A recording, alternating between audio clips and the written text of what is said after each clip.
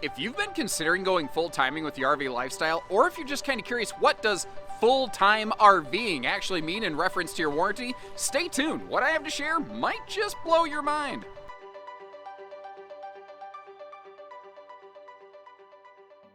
Hey everybody, Josh the RV Nerd here from Bish's RV with a big time pulling the curtain back and almost kind of exposing something that has just sort of been out there in the wild and borderline been used to prey upon people for the last several seasons here, and that is the idea of your warranty in relation to full-time RVing.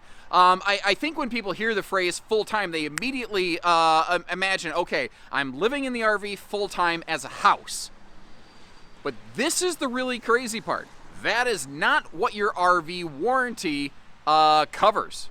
Rather, most RV warranties are built around the idea of limited use. They're not intended to necessarily be used as a house. Most of them have a 1 or 2 year limited warranty. Most have a 1 year warranty. Some have a 2 year limited warranty. Some have a 3 year structural rider on there. And typically what that means is that you spend a couple weeks, a couple weekends or something a year in the RV, but you spend most of your time at your house. That's what a traditional RV warranty is based around, the concept of camping, not necessarily living in these things. Doesn't mean that you can't. It doesn't mean that people don't. It doesn't mean they're dumb for doing it or wrong for doing it. What I'm trying to do is help you understand what you get with your warranty when you start using an RV for an extremely extended period. So there are a lot of RVs that are used for full timing. And right on the front brochures of some of these things, it says, warranty for full-time RVing. Are you telling me I can't use that full-time? Well, as dumb as this sounds, that depends on what you define as full-time. And that sounds eerily similar to like Bill Clinton say that depends on what you mean by the definition of is. But that's the kind of specificity we're talking here. So what I mean by that is, if your definition of full-timing is I'm living in the RV all the time, that's not what your warranty is designed to cover. But here's the thing. Manufacturers know that's how they're being used. They know that that's how their products are selling to that kind of consumer. So typically, they will still extend their coverage to users who are using the RV in a way that they didn't exactly intend to warrant and to cover, just because they know that that helps pay the bills. And could they deny coverage in a warranty claim situation if you are like full-time living in the RV? Yeah, according to their letter of law, they can. But the thing is, there's no odometer on an RV. There's no way to really track how much it's used. So typically that is only something that is ever exercised by a manufacturer if a person happens to be bent out of shape, or they volunteer the information that they're using it in a way that the fine print really doesn't want them to do. It's not that the manufacturers are necessarily going, ha, gotcha! You tripped over the fine print tripwire over there, and now I'm off the hook. That's not exactly their intention. It is a right that they may exercise if somebody is using it in a way that they, weren't expecting the RV to be used. So you're saying, okay, so I get it. So full-time living. That word living is not really what they're going for, but it says full-time RVing. I'm in the RV. How is that any different? And again, it really kind of depends on if and how that term is defined. Some manufacturers actually do not define what full-time RVing means. Like, their lawyers have no verbiage saying what it is or is not.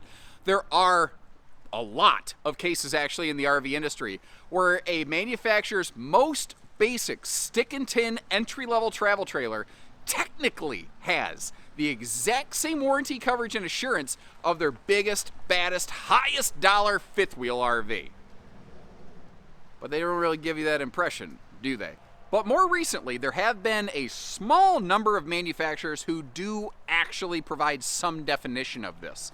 And frankly, it's so murky, I don't remember. I can't recall offhand who has what specific verbiage and nomenclature and whatnot in their warranty guidelines. So, if you leave me a comment, say, what about this banner? What about, I don't know. That's something that people at our local dealerships might be able to crack open some of the paperwork, or call the factory to get some clarities for you. I can't remember all of them, and it does change over time. What I'm getting at here is there are some manufacturers who will provide some framework or definition of what full-time RVing means.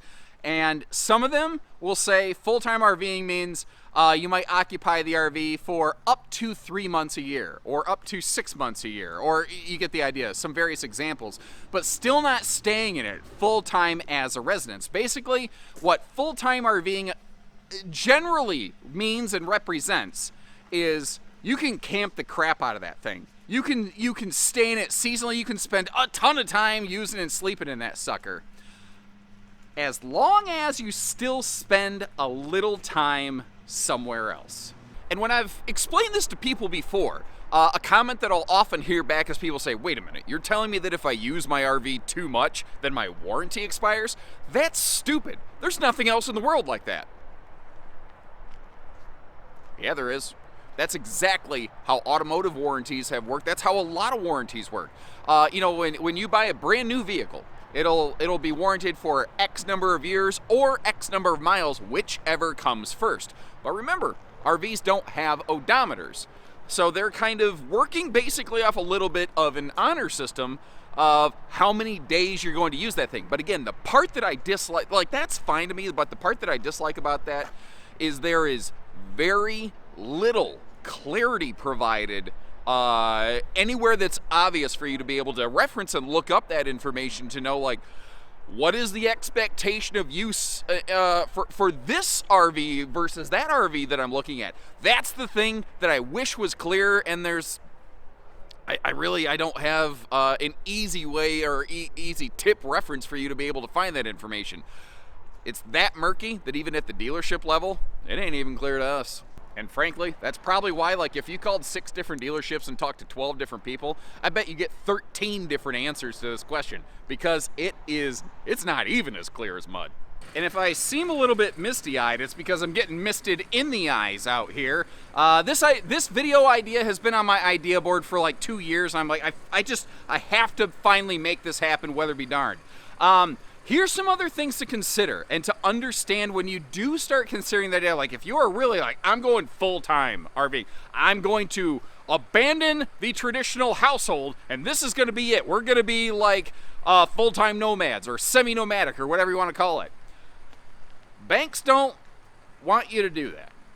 They don't want you to use an RV that much because in the traditional scheme of things, they're not really intended to be used to that degree. And they don't want you to use up the RV before your loan is done on it, just for 100 reasons. In the event that something happens and they have to repossess it or anything like that, they want it to still be worth as much as they can get out of it in case they have to flip out of it. That's all part of your interest rate when you do get a loan from a lender. How much risk are they going to have in the equation? Another big thing, insurance companies do not want you full-time living in RVs, and if they find out that's how you're using it, they may revoke your coverage. And if you have a loan outstanding on that RV, that banker probably requires you to maintain full coverage insurance. So if you lose your insurance coverage, that puts you in the hot seat real fast.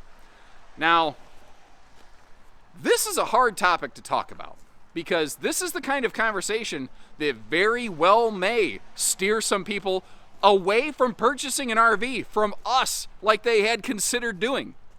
But I feel very fortunate that I work for a group who said, no, people deserve to know this stuff before they spend lots and lots of money choosing to bring their business to our front door. They need to know exactly what they're getting into here. So if you appreciate this kind of info in this video today and that our leadership team absolutely sponsors what I'm doing, make sure you hit that subscribe button if you're new with us, and like our video if you appreciate the total, I would say clarity, but the air is not really clear here, but the candor and relative transparency, the opaque nature of things today. Now, this is usually the point in the conversation where somebody says, okay, but we have decided to, or we need to, truly adopt the full-time living in the RV lifestyle. We no longer have a house. That's what we're doing. What if I have warranty needs? What do I do? What I will not recommend is that you lie. I don't believe in that. I've built this channel video by video, doing my very best to try to put forth good, transparent information where I can, and my recommendation at this point to sacrifice my integrity is not going to be to suddenly turn tail and lie about everything. I do also want to try to perform a service for our customers. So this is why I've had such a hard time with this conversation, because it feels like no matter which way I go, somehow I'm doing something wrong. But I suppose the best thing I can say is that it's just a less is more. Keep it a Joe Friday, just the facts, ma'am. My refrigerator doesn't work. Just leave it at that. Now, if it takes a little time to get your warranty fulfilled and you go flying off the handle, well, I'm living in this thing, I gotta have a warranty. You shot yourself right in the foot. And I get that that kind of paints you into the corner, but that's why I wanted to have this conversation, so that you would at least be aware that that corner was out there before you painted yourself into it. And maybe, like I said, this does shape your decision, like maybe we don't want to do that like we were thinking. I hope, again, that you just appreciate that we went out of our way to share this stuff with you today, because this is something I've not seen anybody else really talk about anywhere. And I think it's because everyone's like, oh, we're afraid that they won't buy the RV.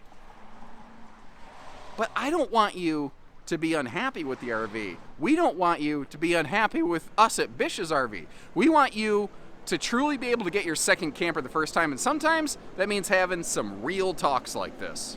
Now, this is probably the kind of video that is not going to earn me any friendship points from some of my RV manufacturers and partners.